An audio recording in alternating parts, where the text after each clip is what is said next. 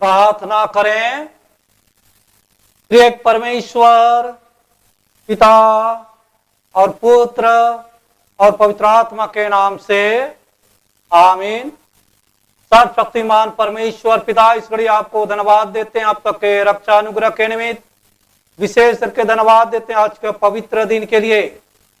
आज के पवित्र दिन को देखने का अवसर प्रदान किया है और हम इस समय चाहते हैं आपका आराधना स्तुति धन्यवाद करें और इसलिए अपनी उपस्थिति अगुवाई को हमारे बीच में दे।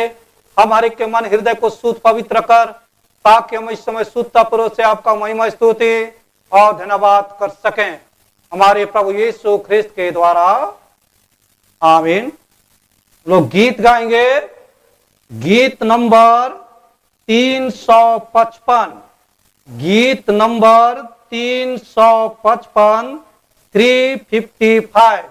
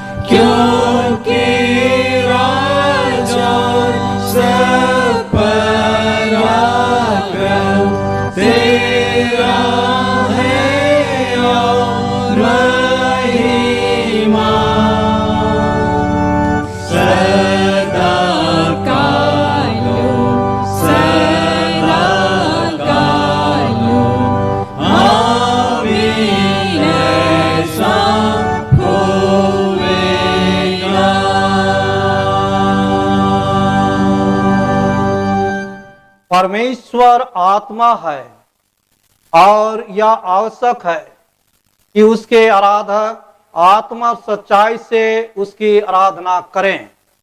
प्रभु यीशु ख्रिस्त का अनुग्रह, परमेश्वर का प्रेम और पवित्र आत्मा की सहभागिता आप सबके साथ रहे। शुद्धता की प्रार्थना एक साथ अंगीकार करें। हे सर्वशक्तिमान परमेश्वर, तेरे सम्मुख सबके हृदय खुले हैं। तू सबका अभिलाषाओं को जानता है और तुझसे कोई भी भेद छिपा नहीं है। अपने पवित्र आत्मा की प्रेरणा से हमारे हृदय विचारों को शुद्ध कर कि हम तुझसे पूर्ण रूप से प्रेम करें और योग्य रीति से तेरे पवित्र नाम की स्तुति करें हमारे प्रभु ख्रिस्त के द्वारा, आमीन।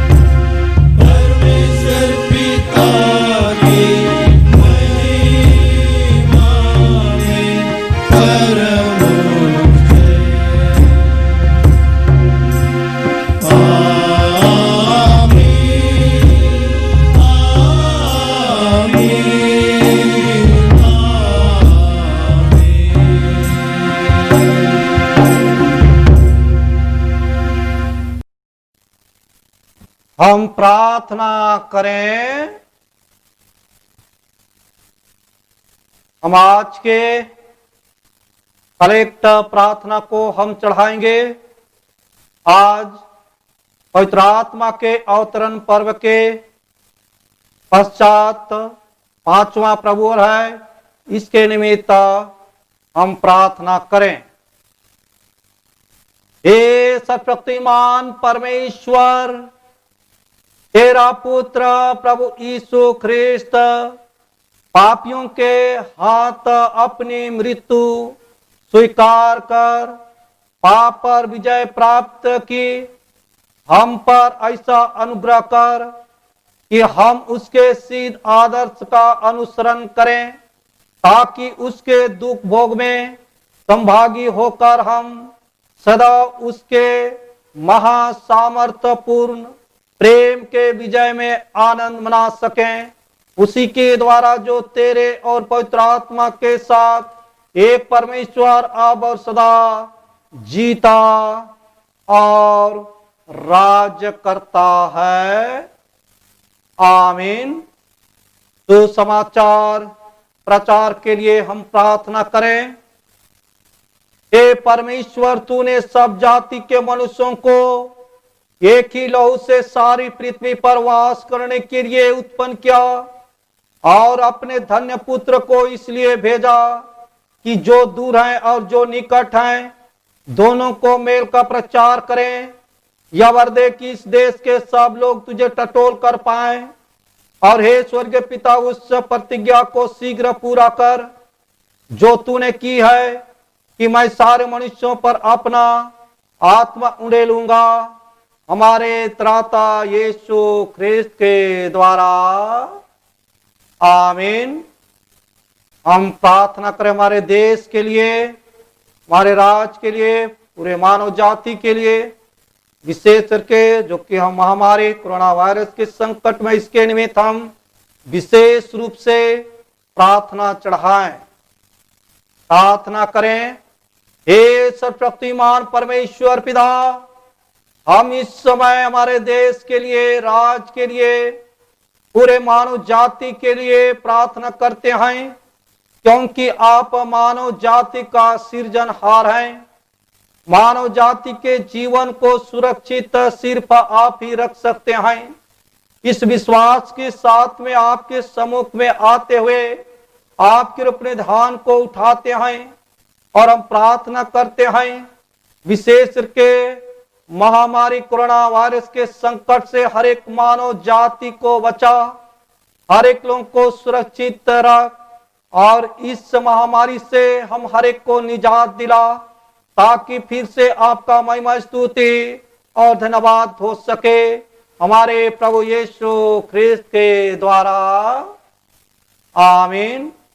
हे सर्वशक्तिमान परमेश्वर पिता, हम इस समय जो कि दुख में, तकलीफ में, बीमारी में, चिंता में है, समस्या में है, और विशेष करके जो कि दुख में, तकलीफ में, बीमारी में, घर में, अस्पताल में है, हर एक रोगियों के ऊपर में आपका दयात रसो, ताकि यदि आपकी इच्छा हो तो तन मन से चंगे हो जाएं और आपके पास में आकर के आपको धन्यवाद कर सकें हमारे प्रभु ख्रिस्त के द्वारा। आमीन।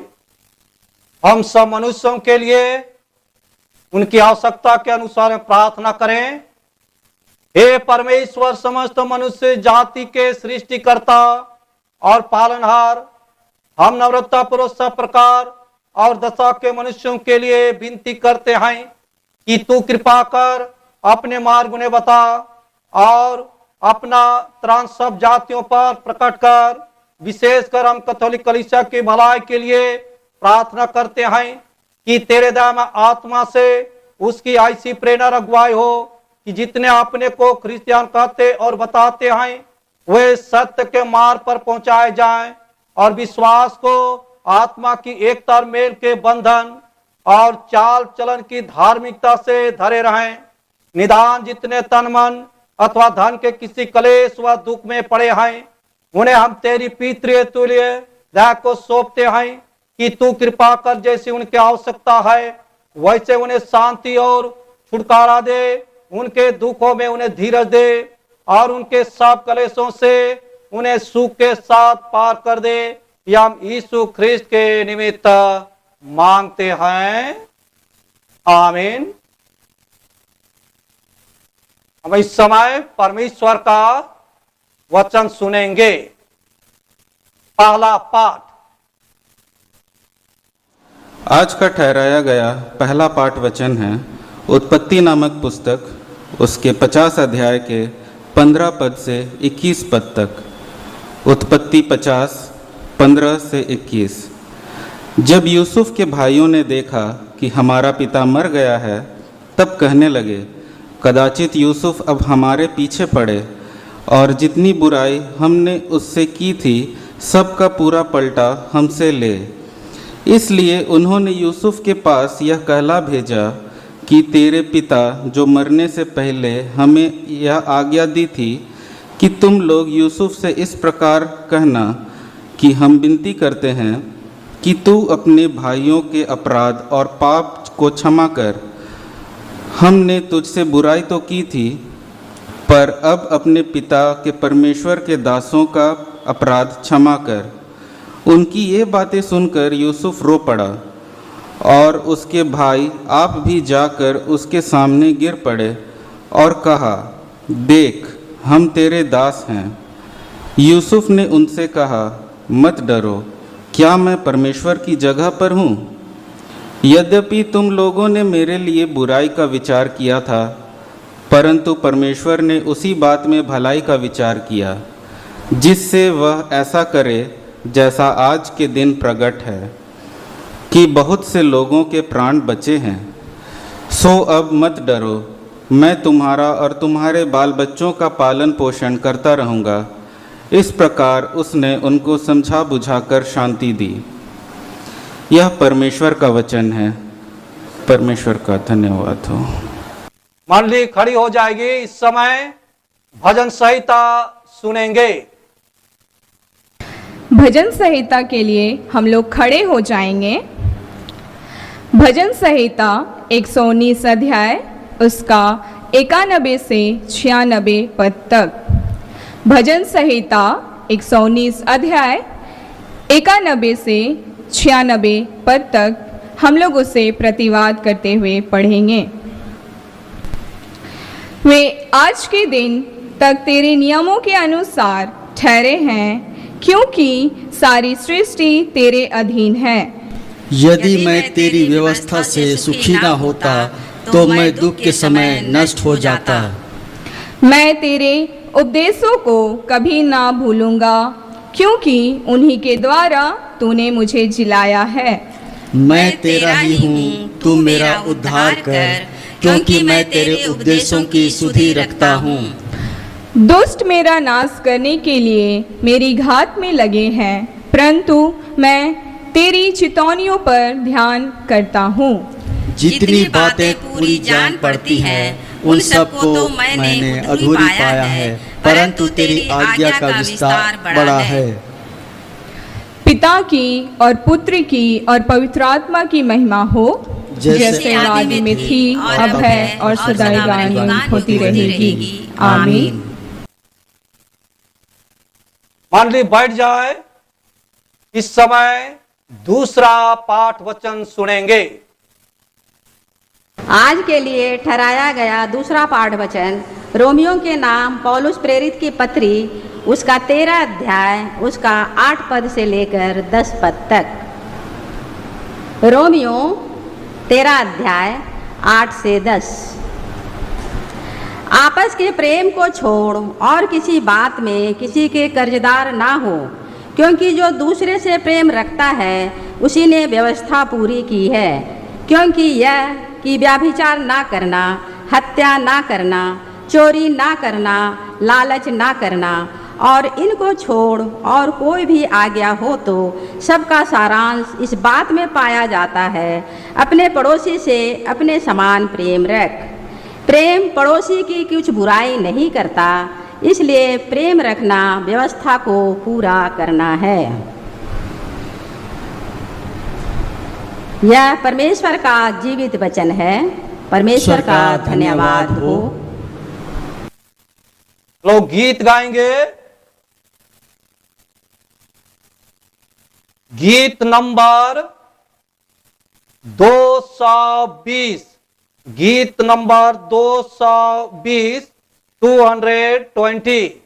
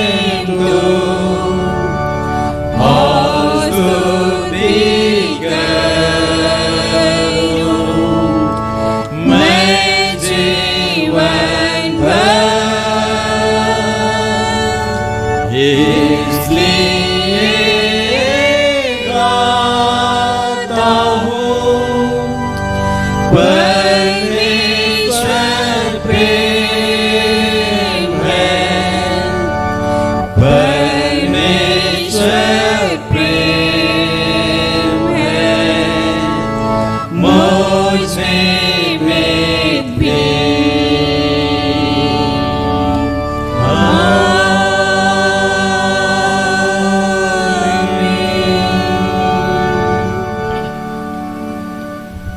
पवित्र सुसमाचार, पवित्र मत्ती रचित सुसमाचार और उसके 5वें अध्याय में लिखा है और उसके 38वें पद से सुसमाचार आरंभ होती है। हे प्रभु यीशु ख्रीस्त, तेरी महिमा हो। मत्ती 5 अध्याय और उसके 38 पद से 48 पद तक। तुम सुन चुके हो कि कहा गया था, आँख के बदले आँख और दांत के बदले दांत। परंतु मैं तुमसे यह कहता हूँ कि बुरे का सामना न करना, परंतु जो कोई तेरे दाहिने गाल पर थप्पड़ मारे उसकी ओर दूसरा भी फेर दे। यदि कोई तुझ पर नालिश करके तेरा कुर्ता लेना चाहे तो उसे दोहर भी ले लेने दे। जो कोई तुझे कोस भर बेगार में ले जाए तो उसके साथ 2 कोस चला जा। जो कोई तुझसे मांगे उसे दे, और जो तुझसे उधार लेना चाहे उससे मुंह ना मोड़। तुम सुन चुके हो कि कहा गया था, अपने पड़ोसी से प्रेम रखना और अपने बैरी से बैर। परंतु मैं तुमसे यह कहता हूँ कि अपने बैरियों से प्रेम रखो और अपने सताने वालों के लिए प्रार्थना करो, जिससे तुम अपने स्वर्गीय पिता की संतान ठहरोगे, क्योंकि वह भले और बुरे दोनों पर अपना सूर्य उदय करता है और धर्मी और अधर्मी दोनों पर में बरसाता है। क्योंकि यदि तुम अपने प्रेम रखने वालों ही से प्रेम रखो तो तुम्हारे लिए क्या फल होगा? क्या महसूल लेने वाले भी ऐसा ही नहीं करते? यदि तुम केवल अपने भाई ही को नमस्कार करो तो कौन सा बड़ा काम करते हो? क्या अन्य जाति भी ऐसा नहीं करते?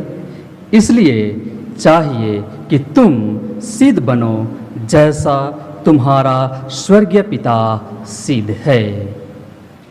यह प्रभु यीशु ख्रीस्त का सुसमाचार है। हे प्रभु यीशु ख्रीस्त, तेरी स्तुति हो।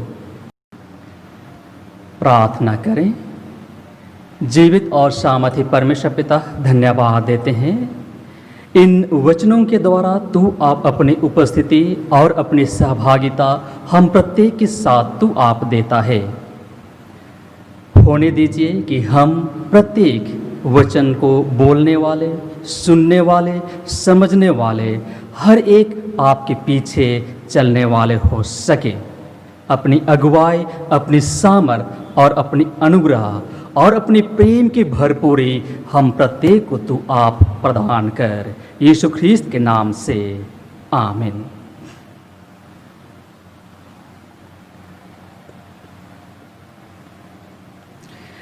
परमेश्वर पिता का धन्यवाद हो कि उसने हम प्रत्येक को यह सुनहरा मौका दिया कि हम परमेश्वर की सामर्थ में और भी अधिकाई से बढ़ने वाले हो सकें। इसी आशा और विश्वास के साथ परमेश्वर आज अपनी प्रेमपूर्ण सामर्थ को हम प्रत्येक को वह देता है, ताकि उस प्रेम को हम अपने तक सीमित ना रखें और उसे एक दूसरे के साथ पूर्ण रूपेण क्रियाशील कर सके। परमेश्वर यह अनुग्रह, यह सामर्थ हम प्रत्येक को आज बहुत आयत से देना चाहता है, और इसलिए वह यिर्मयाह नबी की पुस्तक और उसके 32 अध्याय और उसके 19 और 20 पद में वह इस तरह से कहता है, तू बड़ी युक्ति करने वाला और सामर्थ के काम करने वाला है। तेरी दृष्टि मनुष्यों के सारे चाल चलन पर लगी रहती है और तू हर एक को उसके चाल चलन और कर्म का फल भुगताता है। तूने मिस्र देश में चिन्ह और चमत्कार किए और आज तक इस्राएलियों वरन सब मनुष्यों के बीच में वैसा करता आया है। और इस प्रकार तूने अपना ऐसा नाम किया है जो आज के दिन तक बना है। मसीह में मेरे प्रियो, हर एक श्रोतागण, परमेश्वर अपने प्रेम को हम प्रत्येक को देना चाहता है, ताकि यह प्रेम ही है जिसमें हम क्रियाशील होकर के हर एक असीमित कार्यों को हम कर सकते हैं, हर एक असंभव कार्यों को हम पूरा कर सकते हैं, हर एक व्यवस्था को हम पूरा कर सकते हैं, जिससे कि प्रत्येक मनुष्य का जीवन आनंद, सुख, शांति और समृद्धि के साथ बढ़ती चली जाए। और वह आनंद प्रेम के रूप में हम प्रत्येक को परमेश्वर देना चाहता है। यूँ तो हम देखते हैं कि परमेश्वर का प्रेम जो है उसके स्वभाव में है, उसके गुण में है। फिर भी हम देखते हैं कि प्रेम ना कोई गुणों में, ना कोई स्वभाव तक ही वह सीमित रहती है, परंतु वह निरंतर मनुष्यों के कार्यों में क्रियाशील रहती है और परमेश्वर के प्रेम को वह प्रकट करती है। मनुष्यों में ऐसी कोई योग्यता नहीं या कोई ऐसी गुण नहीं जिसके द्वारा परमेश्वर उन्हें प्रेम करे, परंतु जिसके द्वारा परमेश्वर उन्हें प्रेम करता है वह परमेश्वर का अनुग्रह है, परमेश्वर का सामर्थ्य है। परमेश्वर अपने प्रेम को पूर्ण सफलतापूर्वक मनुष्यों में स्वेच्छापूर्वक प्रदान करता है। परमेश्वर अपेक्षा करता है कि हम भी उस प्रेम को एक दूसरे के साथ क्रियाशील कर सकें, व्यवहारिक जीवन में लागू कर सकें। और इसलिए हम यह कहते हैं कि प्रेम की जितना भी हम गुण अनुवाद करें, प्रेम की जितना भी हम बखान करें, अगर यदि उसे हम अपने व्यवहारिक जीवन में क्रियाशील नहीं करते हैं तो वह हमारे लिए व्यर्थ ठहरता है। और उन बातों को परमेश्वर निरंतर हम प्रत्येक को वचनों के द्वारा भी बतलाता है। 2 कुरिन्थी और उसका 13 अध्याय और उसके 11 पद में प्रभु यीशु के स्वभाव को धारण कर परमेश्वर के उद्देश्य को प्रेम के द्वारा एक दूसरे पर प्रकट कर सकें। परमेश्वर यही चाहता है और इसलिए वह यूहन्ना 15 अध्याय और उसके 10 पद में वह इन बातों को, अपने सामत को हम प्रत्येक के साथ बांटता है। तो आइए आज हम मनुष्य होकर के, उसके अनुयायी होकर के हर एक को परमेश्वर की सामर्थ में हम आशीषित कर सकें और खुद भी आशीष प्राप्त कर सकें और इस तरह से परमेश्वर की आशीष को प्राप्त करते जाएं और उसका आभार प्रकट करते हुए एक दूसरे पर प्रेम को प्रकट कर सकें। और आज उस प्रेम के तहत जो जीवन की व्यवहारिकता में हमें जो लाना है, सबसे प्रथम बात आज के पहले पाठ वचन में जो हमने सुना, उत्पत्ति नामक पुस्तक और उसका 50 अध्याय और उसके 15 पद से जब हमने सुना, अवश्य यूसुफ के जीवन के द्वारा परमेश्वर हम प्रत्येक को समझाता है कि हम उस प्रेम को कैसा क्रियाशील कर सकते हैं, कैसा हम उसे सीमित ना रखते हुए उस असीमित प्रेम को एक दूसरे के साथ बांट सकते हैं। वह प्रेम पाप क्षमा करने के रूप में वह हम प्रत्येक को देता है। और यहाँ हम देखते हैं कि यूसुफ अपने हर एक परिस्थितियों पर परमेश्वर की अनुग्रह में बना रहा और कई तरह की पाप उनके अपनों ने उसे प्रदान की, फिर भी वह उनके पापों को वह क्षमा करता गया। और इस तरह से आज परिस्थिति कुछ ऐसी हमारे जीवन के साथ भी आती है। यूसुफ के जीवन के द्वारा हम यहाँ देख पाते हैं, औरों को तो हम क्या कहें, हमारे अपने ही हमें धोखा देंगे, हमारे अपने ही हमें लताड़ेंगे, हमारे अपने ही हमें पापों में घिराएंगे। और सबसे बड़ी बात कि आज वचन के द्वारा ही हम सबों को पाप में गिराया जाएगा। परंतु ऐसे समय में हम धीरज धरें, परमेश्वर की अनुग्रह को हम स्मरण करें और यूसुफ के उन कार्यों को स्मरण करें जिसके द्वारा उन्होंने अपने भाइयों को पाप क्षमा की, अपने लोगों के पापों को उन्होंने क्षमा किया और पूरे धीरजता के साथ परमेश्वर की अनुग्रह अर्थात प्रेम में उन्हें जीवन प्रदान की। तो आइए आज सबसे और उत्तमता की अगर यदि हम अभिलाषा करते हैं, इच्छा प्रकट करते हैं, तो उन इच्छाओं में परमेश्वर की सामर्थ के रूप में हर एक पाप को हम मार सकें, हर एक घमंड को हम मार सकें, ताकि हर एक दूसरे को हम पाप क्षमा के द्वारा हम परमेश्वर के प्रेम को धारण करते हुए एक दूसरे पर हम आगे बढ़ सकें। और इस तरह से यह अदृश्य सामर्थ निरंतर हमारी अगुवाई करेगा, निरंतर हमारा सामर्थ बनेगा। और आज जब हम विपत्ति में हैं, संकट में हैं, क्लेश में हैं, तब ऐसे समय में हिंसा हमारे जीवन में भरपूरी के साथ क्रियाशील है, भरपूरी के साथ क्रियाशील है। तब ऐसे समय में हम इन हिंसा की बातों पर अपने आप पर कैसे हम एक नियंत्रण रख सकें, कैसे हम उन प्रतिशोध की बातों को अपने जीवन से दूर कर सकें। आज प्रेम ही है जो हमें इस पर जीत देता है।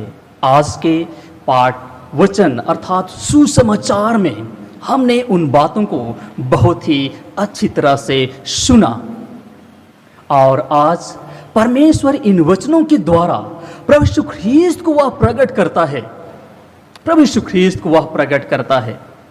और ऐसे समय में हम जब देखते हैं कि प्रभु यीशु ख्रीस्त के साथ जो अपनों ने जो उद्धार की अपेक्षा कर रहे थे, जो उद्धार की लालसा कर रहे थे, जो उद्धार की मांग कर रहे थे, नई व्यवस्था नई सामर्थ की मांग कर रहे थे, वही प्रभु यीशु ख्रीस्त को उन्होंने क्रूस काठ पर लटका दिया।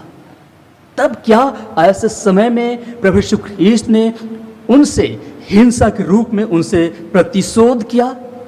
कदापि नहीं, परंतु परमेश्वर उस प्रेम को प्रभु यीशु ख्रीस्त के द्वारा यहाँ प्रकट करता है कि हम ऐसे समय में भी, ऐसे विकट और विभिन्न तरह की परिस्थितियों में भी हम इस प्रेम के द्वारा उन सभी विपत्तियों पर हम जीत प्राप्त कर सकते हैं। उन सभी हिंसात्मक बातों पर हम शांति प्राप्त कर सकते हैं।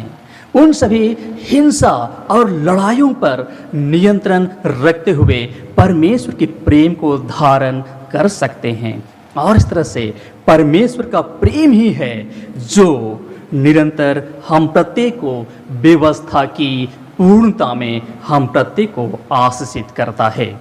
तो मसीह मेरे प्रियो, आज हर एक श्रोतागण होकर के, हर एक उसके अनुयायी होकर के और पूरे मनुष्य जाति की उन्नति और उत्थान की जब हम बात करते हैं, अर्थात निर्माण की जब हम बात करते हैं, हर एक ओर हम देखते हैं धन है, संपत्ति है, कई टेक्नोलॉजी है, कई व्यवस्था है, फिर भी आज निर्माण की जब बात आती है, भविष्य की जब बात आती है, तो हम प्रत्येक कई रूप से अपनी धनों को, अपनी हर एक संपत्तियों को, हर एक व्यवस्था के कार्यों को हम भविष्य के निर्माण के लिए एक नियोजन अर्थात एक निवेश हम करते हैं ताकि हमारा भविष्य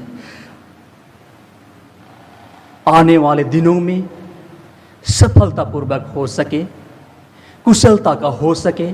और परमेश्वर आज इस प्रेम के द्वारा हमारे जीवन की हर एक उन कर्तव्यों को वह सुदृढ़ करता है, स्थिर करता है, और हम प्रत्येक उस प्रेम में निवेश करने के लिए हम प्रत्येक को कहता है।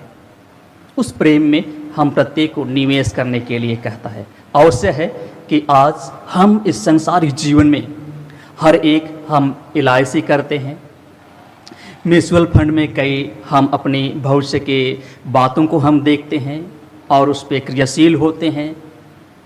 और ऐसे समय में परमेश्वर हमारे जीवन की निर्माण के लिए, भविष्य की निधि निर्माण के लिए हम प्रत्येक को प्रेम में निवेश करने के लिए वह तत्पर कर रहा है। और आज के दूसरे पाठ वचन को हमने बाखूबी सुना, जहां रोमियो को पौलुस अपनी कर्तव्य और जीवन के निर्माण में एक दूसरे के साथ सदा आगे बढ़ने के लिए वह कहता है, तत्पर करता है, और परमेश्वर की सामर्थ में हर एक की अगुवाई करता है। और प्रेम में जब हम निवेश करते हैं, प्रेम रूपी जब निवेश को करते हैं, तो हमारा भविष्य जो अंधकारमय दिखाई देती है, जिसे हम जानते नहीं, जिसे हम पहचानते नहीं, परंतु परमेश्वर उस प्रेम के द्वारा हर एक सामर्थ की बातों को, हर एक निवेश की बातों को ज्योति में लेकर के आता है और हर एक बातों को वह प्रकट करता है इस प्रेम के द्वारा। और इस तरह से आज हमारा जो प्रेम है, सचमुच परमेश्वर ने जो हमसे प्रेम किया वह आज हम तक सीमित नहीं है, हम तक सीमित नहीं है। वो प्रेम को हम एक दूसरे के साथ पूरे हर्ष और उल्लास के साथ और पूरे धीरजता के साथ, पूरे सहनशीलता के साथ हम जैसा प्रभु यीशु ख्रीस्त ने अपनाया वैसे ही हम भी अपनाते हुए हर एक को जीवन देने वाले हो सके। तो मसीह मेरे प्रियो, आइए हम सबसे पहली बात हम अपने लोगों को, अपने आप को क्षमा करने वाले हो सकें और हर एक विपत्ति में जीत प्राप्त करने वाले हो सकें और निर्माण की हर एक बातों में हम निवेश प्रेम के रूप में करने वाले हो सकें, ताकि परमेश्वर की व्यवस्था, परमेश्वर का उद्देश्य जो प्रत्येक मनुष्यों पर तो वह करना चाहता है, हम पूरा करने वाले हो सकें। आइए हम उसका माध्यम बने, प्रेम के रूप में क्रियाशील हों और हर एक दूसरे के लिए आशीष का कारण बन सकें। आइए हम प्रार्थना करें। जीवित और सामर्थी परमेश्वर पिता, धन्यवाद देते हैं इन वचनों के द्वारा आपने अपनी उपस्थिति, अपनी सहभागिता हम प्रत्येक को दी है। धन्यवाद देते हैं, होने दीजिए कि आपकी प्रेम में हर एक हम बने रहें और हर एक अंधकार की शक्तियों पर जीत प्राप्त करते हुए सदा आपकी सामत को एक दूसरे के साथ बांटते चले जाएं। आपकी अनुग्रह, आपकी सामत हमारे साथ अब से लेकर युग युगांत तक बनी रहे। यीशु ख्रीस्त के नाम से आमीन। अब हम अपने विश्वास की घोषणा करेंगे। निकिया का विश्वास वचन एक साथ घोषणा करें। हम एक परमेश्वर सर्वशक्तिमान पिता पर विश्वास करते हैं। वह स्वर्ग और पृथ्वी का और समस्त दृश्य एवं अदृश्य वस्तुओं का करता है। हम एक प्रभु यीशु ख्रीस्त पर विश्वास करते हैं। वह परमेश्वर का एकलौता पुत्र, सर्वों से पहले, पिता से उत्पन्न, परमेश्वर से परमेश्वर, ज्योति से ज्योति, सत्य परमेश्वर, कृत ने वरन उत्पन्न है। उसका और पिता का तत्व एक है। उसी के द्वारा सब वस्तुएं बनी। हम मनुष्यों के लिए और हमारे उद्धार के निमित्त वह स्वर्ग से उतर आया। पवित्र आत्मा के सामर्थ्य से वह कुंवारी मरियम से जन्मा और मनुष्य बना। पंतुस पिलातुस के शासन में वह हमारे लिए क्रूस पर चढ़ाया गया। उसने दुख भोगा, वह मारा और गाड़ा गया।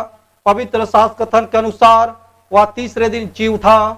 वह स्वर्ग पर चढ़ गया और पिता की दैन और विराजमान है। वह जीवित और मृतों का न्याय करने के लिए महिमा के साथ फिर आएगा और उसके राज का कभी अंत ना होगा। हम पवित्र आत्मा पर विश्वास करते हैं। वह प्रभु और जीवन दाता है। वह पिता और पुत्र से निकलता है। पिता और पुत्र के साथ उसकी आराधना और स्तुति की जाती है। वह नबियों के द्वारा बोला। हम एक पवित्र अलौकिक और प्रेरित कलीसिया पर विश्वास करते हैं। हम पापों के क्षमा के लिए एक बपतिस्मे को मानते हैं। हम मृतों के पुनरुत्थान की और आने वाले युग की जीवन की प्रतीक्षा करते हैं। आमीन। अब हम समस्त मानव जाति के लिए प्रार्थना करें और अपनी प्रार्थनाओं को प्रभु यीशु ख्रीस्त के निरंतर निवेदन के साथ साथ अर्पण करें। हे पिता, हम प्रार्थना करते हैं कि समस्त संसार में न्याय और शांति स्थापित हो और प्रत्येक व्यक्ति भरपूर जीवन प्राप्त करे। हे दयावान प्रभु, हमारी प्रार्थना सुन। उन सब लोगों के लिए जो इस गांव अथवा नगर में रहते हैं, उन सब बातों को दूर करने के लिए जिनसे आपस में फूट और झगड़े होते हैं, और हमारे देश में सच्ची एकता की बढ़ती के लिए हे दयावान प्रभु, हमारी प्रार्थना सुन। उन सब लोगों के लिए जो कृषि, उद्योग अथवा व्यापार में लगे हुए हैं, सब मजदूरों और कारीगरों के लिए, और उन सब लोगों के लिए जो अपनी सेवा से हमारी आवश्यकताओं की पूर्ति करते हैं। हे दयावान प्रभु, हमारी प्रार्थना सुन। अध्यापकों और छात्रों, वैज्ञानिकों, लेखकों और कलाकारों, और उन सब व्यक्तियों के लिए जो अन्य लोगों के विचारों और भावनाओं को प्रभावित करते हैं। हे दयावान प्रभु,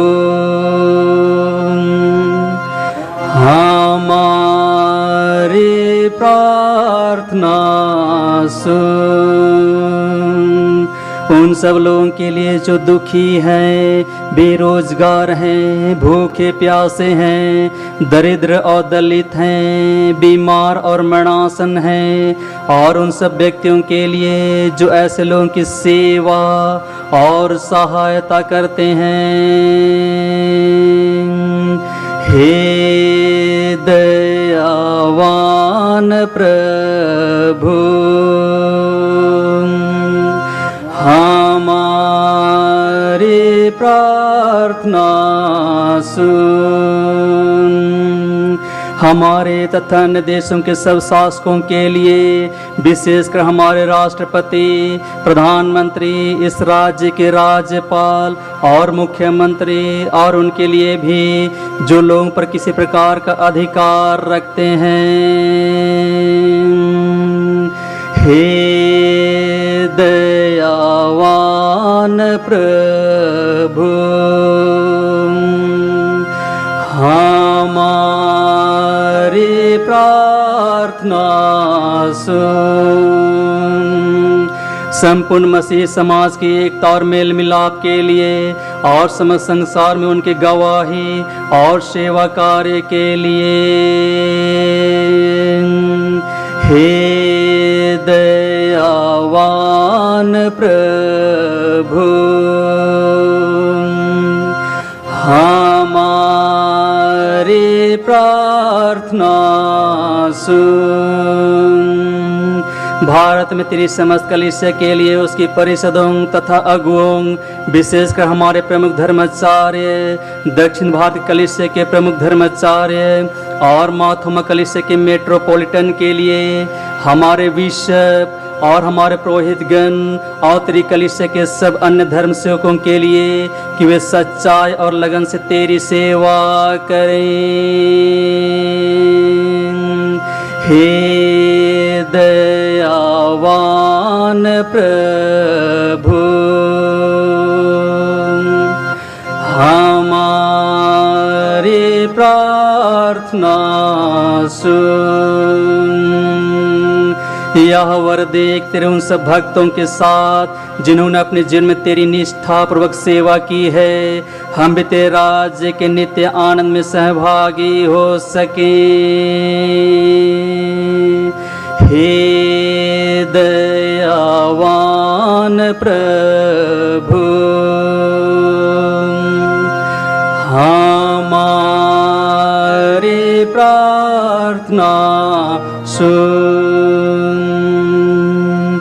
हे ईश्वरी पिता, अपने राज्य को शीघ्र प्रकट कर और हमारी इन प्रार्थनाओं को सुन।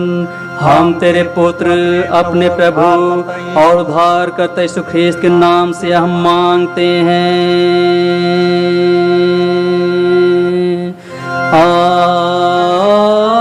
आमीन, आमीन, आमीन।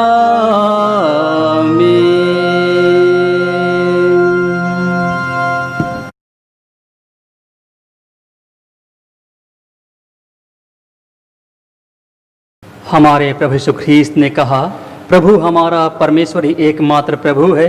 तू प्रभु अपने परमेश्वर को अपने संपूर्ण मन, संपूर्ण प्राण, संपूर्ण बुद्धि और संपूर्ण शक्ति से प्रेम कर। यह पहली आज्ञा है।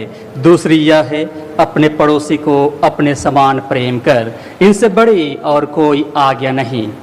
परमेश्वर ने संसार से ऐसा प्रेम रखा कि उसने अपना इकलौता पुत्र यीशु ख्रीस्त दे दिया कि वह हमें पापों से बचाए, स्वर्ग में हमारे लिए निवेदन करता हो और हमें शाश्वत जीवन में पहुंचाए। इसलिए हम पश्चाताप और विश्वास के साथ अपने पापों का अंगीकार करें। हम परमेश्वर की कृपा से उसकी आज्ञाओं का पालन करने का और सब लोगों के साथ मेल मिलाप और प्रेम से रहने का दृढ़ संकल्प करें।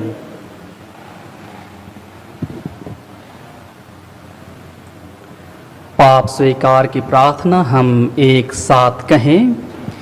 हे सर्वशक्तिमान परमेश्वर, हमारे स्वर्गीय पिता, हमने मन, वचन और कर्म से तेरे विरुद्ध और एक दूसरे के विरुद्ध पाप किया है।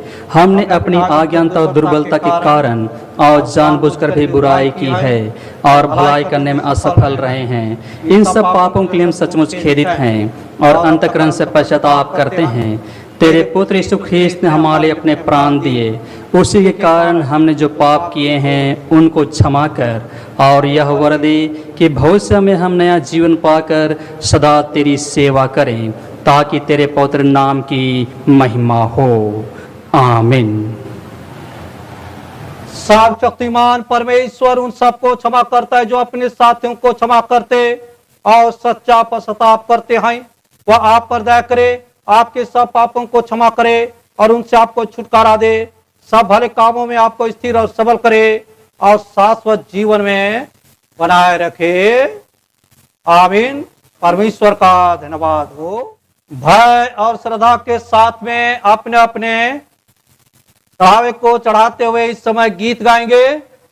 गीत नंबर 170, गीत नंबर 170, 170।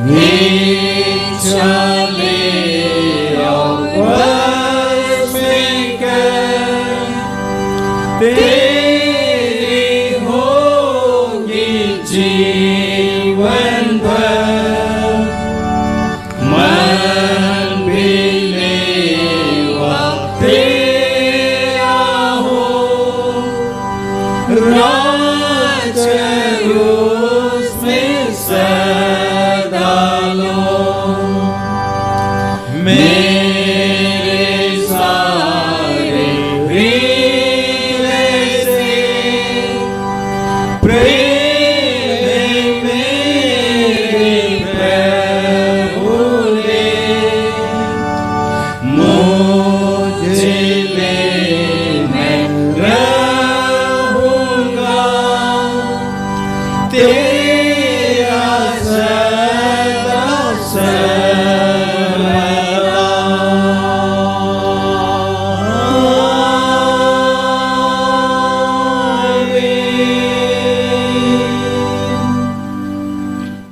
प्रार्थना करें। सर्वशक्तिमान परमेश्वर पिता, धन और महिमा आप ही की ओर से मिलती है और आप ही में से पाकर के इस समय यह भेंट को लाते से स्वीकार कर आशीष कर, ताकि आपका महिमा स्तुति और आपके सेवा के कार्य में आ सके, हमारे प्रभु यीशु ख्रिस्त के द्वारा। आमीन। हे प्रभु हम पर दया कर, हे प्रभु हम पर दया कर। हे हमारे पिता, तू जो स्वर में है, तेरा नाम पवित्र माना जाए, तेरा राज आए, तेरी इच्छा ईश्वर पूरी होती है, वैसे पृथ्वी पर भी हो। हमारे प्रतिदिन की रोटी आज हमें दे और अपराधों को क्षमा कर, जैसे हमने अपने अपराधों को क्षमा किया है, और हम परीक्षा में ना डाल, परंतु बुराई से बच्चा, क्योंकि राज और सामर्थ और महिमा जुगान जो तेरे ही है। आमीन। परमेश्वर की शांति जो सारी समझ से परे है, परमेश्वर के उसके पुत्र हमारे प्रभु यीशु ख्रिस्त के ज्ञान और प्रेम में आपके हृदय विचारों को सुरक्षित रखे, और सर्वशक्तिमान परमेश्वर पिता, पुत्र और पवित्र आत्मा की आशीष पर हो और आपके साथ सदा सर्वदा बनी रहे।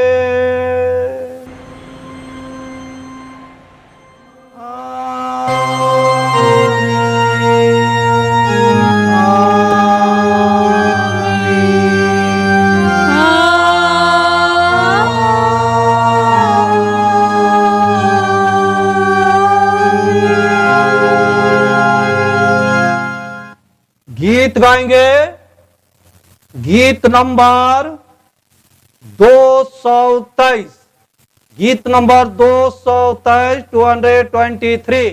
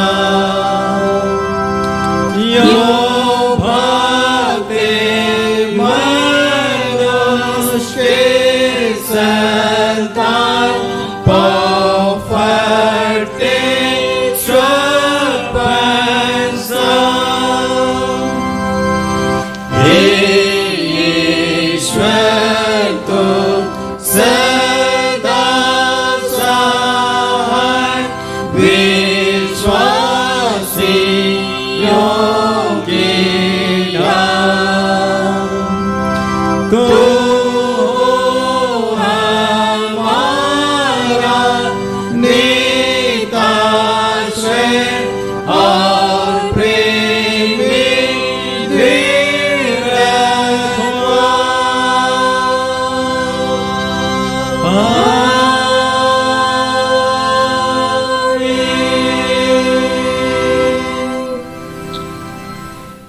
शक्तिमान परमेश्वर पिता, इस घड़ी फिर से आपको धन्यवाद देते हैं क्योंकि आप अपने उपस्थिति और अगुवाई को हमारे बीच में दिया, और जिसके कारण कि आप आराधना स्तुति धन्यवाद करने पाए हैं।